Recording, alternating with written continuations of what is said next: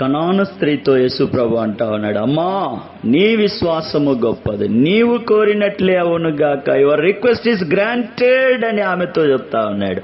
ఆ గడియల్లోనే, ఆ క్షణమే ఆమె కుమార్తె స్వస్థత పొందింది. దేవునికి స్తోత్రం చెప్తా ఉంది.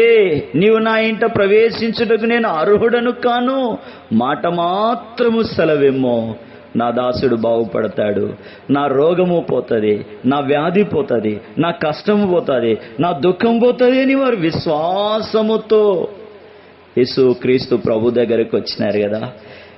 నశించుచున్న వారిని వెదకి రక్షించుటకే, నిరుత్సాహమనే సంద్రములో కొట్టు మిట్టాడుతున్నటువంటి వారి కొరకే, విశ్వాసము వలన ఆయన కుమారుడైన యేసు క్రీస్తు ప్రభు యొక్క శక్తి ద్వారా హృదయాలు పవిత్రపరచబడతాయి, జీవితాలు ఆదరించబడతాయి.